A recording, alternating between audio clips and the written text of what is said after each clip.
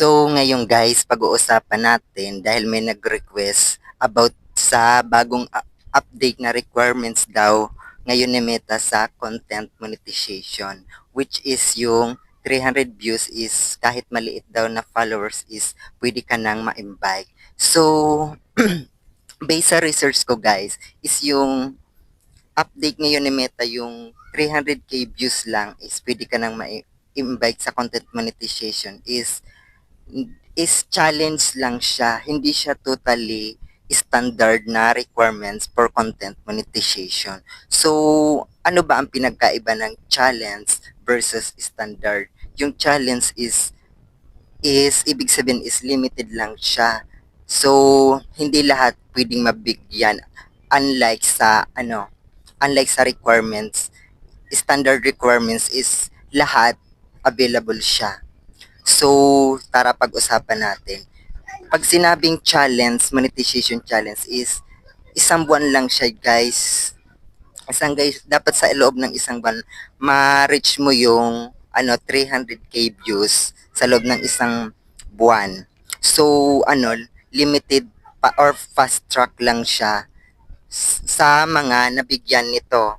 Unlike sa standard, ning open siya to all and avail siya to all. Sa content monetization challenge, sa mga nabigyan is dapat new post lang yung ni views na counted. Unlike sa standard requirements, lahat ng videos kasama yon. So, anong ibig sabihin? Kapag na-invite ka doon sa 300k views na pa-challenge is swerte ka, syempre.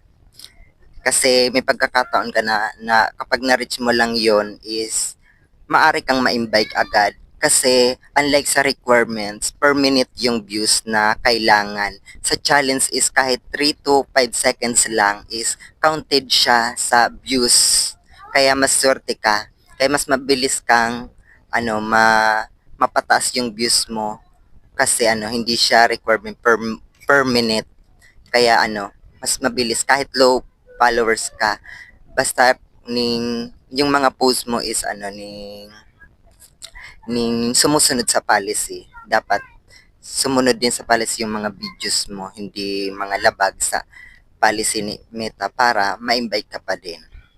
So, bibigyan ko kayo ng tips para mabilis nyong ma-reach yung 300k views sa pa-challenge Meta kapag na-invite kayo or na bigyan kayo nito. So, una, dapat focus lang sa reels or short videos. Dapat mas mabilis mag-viral kapag 3 to 15 seconds lang, pero 1 view na agad yon. Kahit 3 to 3 seconds lang tig-view ng ko yan, 1 view na yun. Unlike sa requirements, di ba? Sabi ko kanina. Tapos, number 2 is mag-post 3 to 5 things, 3 to 5 times a day. Dapat palagi kang mag-post, consistent ka sa post mo para sa ma-counted yun sa pa-challenge.